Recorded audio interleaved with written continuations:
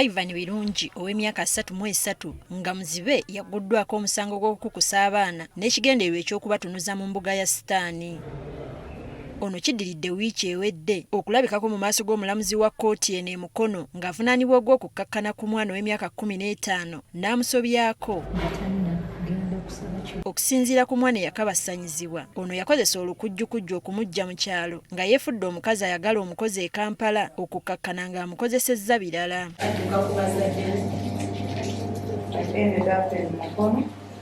Omuwala ne bazadde be batubuulidde nti olw'okuba omuwala ono yali ayagala omulimu, ewaka yaddukayo buddusi nga ne bazadde be baali tebamanyi gy'alaze. Yamugamba ngo agende ngo amunoonyere omulimu gw'okumusasula emitwalo 15 ya buli mwezi. Ewaka yavaayo ennaku z'omwezi 2 z'okwokubiri. Muzibe ono bwe yabuuzibwa ku musango gw'okukabasanya omwana yakkiriza nga bwe yakikola era ne yeetondera kkooti.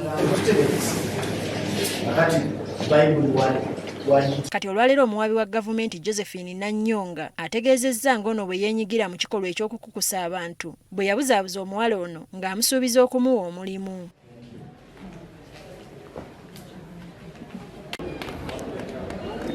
Nannyonga era ategeezezza omulamuzi nga Birungi bwe yavunaanibwako edda ku musango gwe gumu ogw'okukukusa abantu mu bitundu by'e Mubende gye buvuddeko era n'asaba kkooti egugatteko ku misango gy'avunaanibwa.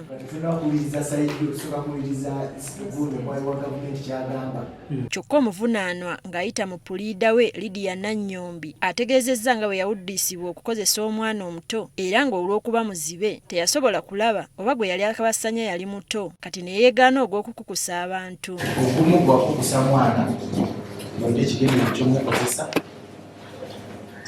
ogwokubiri ogw'okukwata omwana atanneetuuka kakati. Ono era afukamidde mu maaso g'omulamuzi n'asaba kkooti okumusaasira emusonyiwe kubanga yali tazzangako omusango gwonna era ng'aboneredde. Nfukamidde mu maaso g'ekkooti nga neenenya olw'ekikolwa kye nakola naye nga bakinkozesa bukozesa kubanga bammamba omwana mukulu. Ow'ekitiibwa omulamuzi, ekyokubiri kyensaba kkooti, nsaba kkooti embeerera erya kisa kubanga nze sizzanga ku musango gwonna. Wabula ono omulamuzi amulagidde addizibwe ku alimanda nga wakuwa ensala y'olunaku olw'enkya ku misango egivunaanibwa muzibe ono.